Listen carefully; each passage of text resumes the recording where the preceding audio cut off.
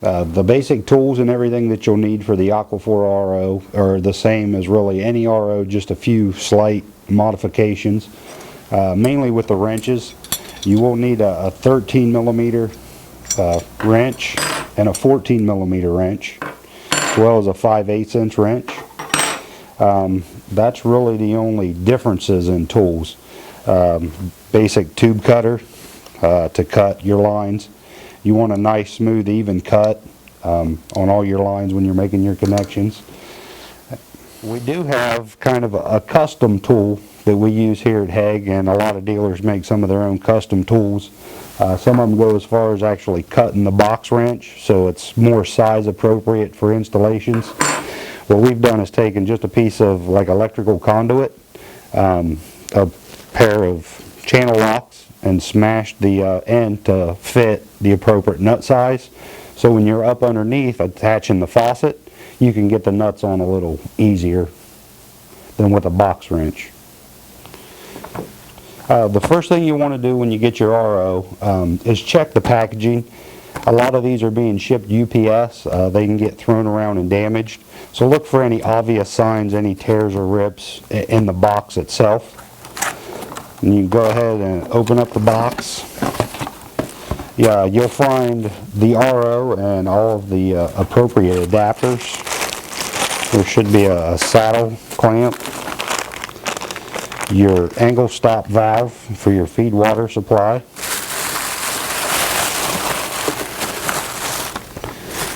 an Aquaphor user manual,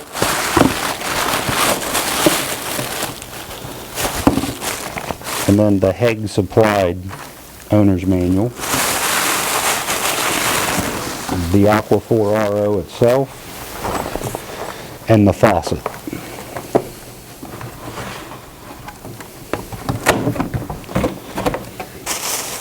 Once you get the RO out of the package, you'll want to double check the filter placements. They may not be placed in the exact location.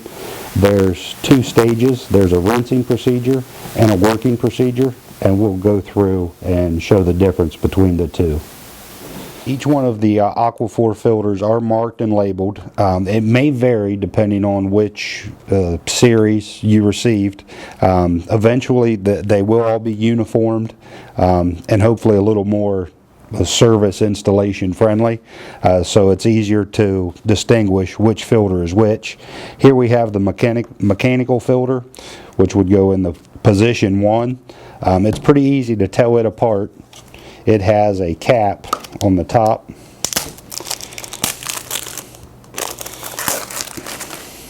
that can be removed by pushing up and turning.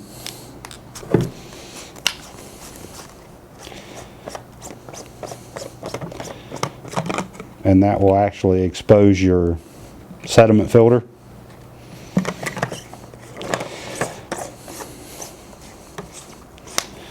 This filter goes in position 1, or the black, during the working water operation, and the rinsing cycle it will go in the blue.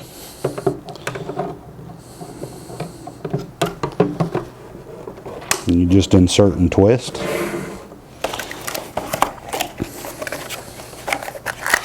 Another filter is the fine purification of water, which is a 0.8 micron,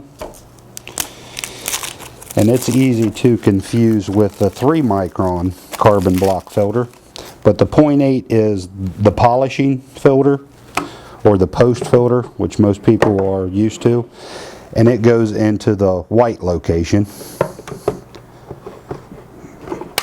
and it actually stays there for the rinsing and working operations. The 3 micron filter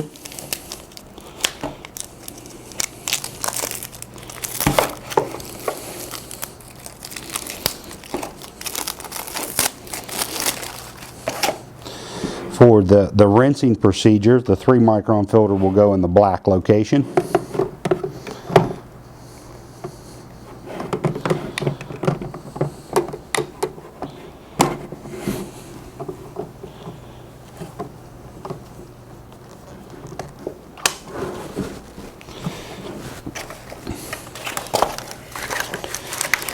Then your last filter is the actual Aquaphor membrane.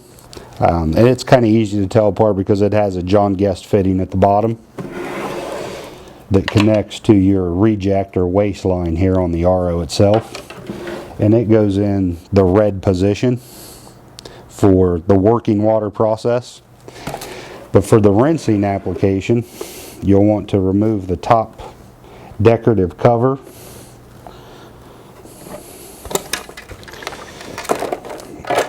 and get your rinsing cap.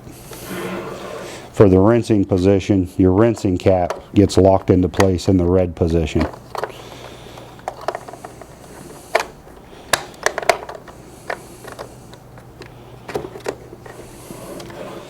In the top underneath the decorative cover, you'll also have the little lifting fork here.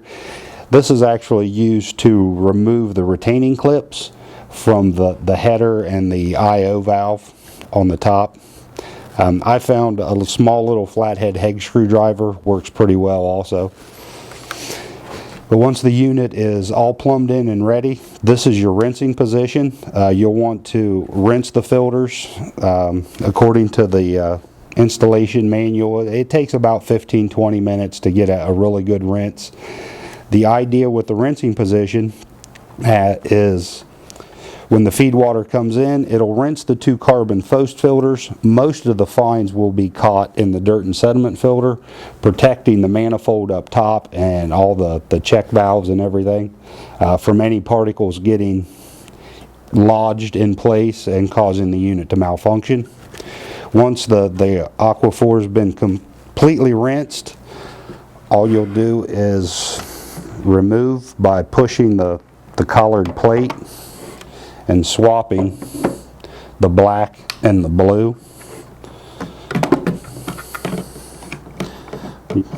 At this point, for the working water position, you'll put your mechanical filter in the black, your 3 micron filter in the blue. Remove your rinsing cap from the membrane red spot.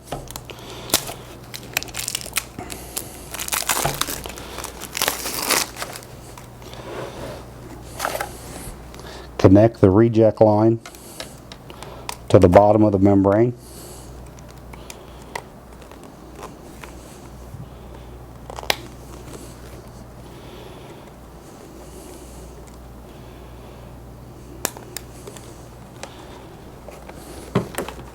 And then insert the filter into the red location. And you can return the decorative cover on the top, lock it into place.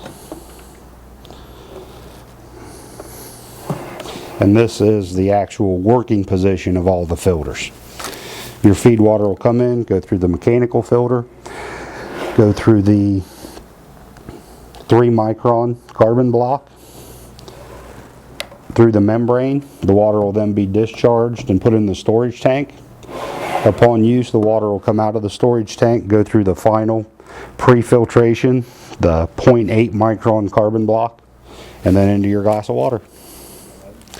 The location of the ports for installation, you have your raw water feed, your product line, and your reject line. The 2 bottom ports we get a lot of calls and questions about. They were really just there for testing purposes. They are not to be hooked up or installed to anything. And in later models that we receive, these ports actually won't even be there. The plastic covering will come up, so you won't even see them. You'll just have these 3 exposed. Here we have the top of the Aquaphor RO. This portion here we call the manifold. It's where all the filter housings and everything snap into place and where the flow of water goes to be filtered. On this section here we have the IO, or the in and out. It's where your feed line comes in, your product and reject water go out. During the flow of water through the system here, your main feed water comes in, goes through this blue line to the first sump, the black housing, the mechanical filter. From here it passes over to your 3 micron carbon block filter, or your pre-filter. From here it goes to the membrane housing, the red, where the water is distributed product and reject. Your reject comes up through this white line, then out to the drain. Your product water comes through the membrane, through this area here, over to over here where it's redirected into your storage tank. From your storage tank, the water flows back up through your post filter, the white section, or your 0.8 micron carbon block, where it comes through this line, out the middle of the IO, and to your faucet. A few things that are a little bit different. As you can see, most of the line coloring is all the same. We have blue is for product, raw, and storage. A lot of people with the H3500 are used to a yellow line, a red line, and a blue line, with the reject or waste line being black. On here it's white. A few other little differences. It does have flow restrictors. One of them is on the product line right here. Some dealers may be familiar with this type of flow restrictor. Other dealers that have really just dealt with the H3500 may never have seen one. We do use something similar on the permeate pump. The brine out has a capillary tube or a flow restrictor very similar to that. Check valves and automatic shutoff valves are here. It's our understanding currently that this manifold system will just be distributed as a part. It'll be an entire assembly that can be replaced by removing these retainers. You can use the little white fork that comes with it.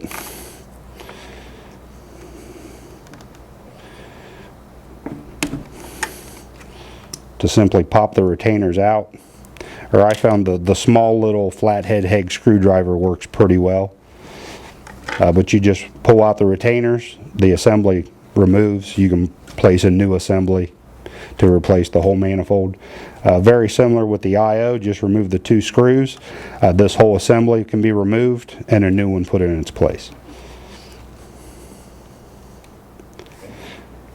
The air gap spigot that comes with the Aquaphor is a lead-free air gap spigot, and it should contain all the necessary components to do the installation. On the back, it also has a diagram to kind of lay out exactly how to install and where everything goes.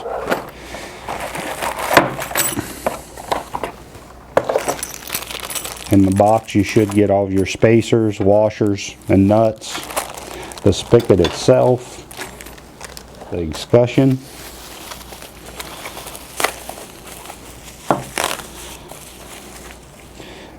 and then your actual air gap hookup. This part of the assembly of the spigot will be a little bit different than the H3500 ROs or the ROs that you're used to. This escutcheon will actually go and cover the fittings for the air gap faucet, and this will set above the sink. Your spigot, rather than just pushing into place, does kind of have a decorative cover here that threads on. But it's the same principle with the double O-ring seal here where the faucet connects to the air gap base. And you will want to assemble all this prior to doing the installation, as well as connect your lines to your barb fittings for the air gap, and then fish the lines in this through the hole of the sink or the countertop. From there, it's very similar to most other RO spigots out there and the one that we use on the H3500. These components will need to be assembled underneath the sink.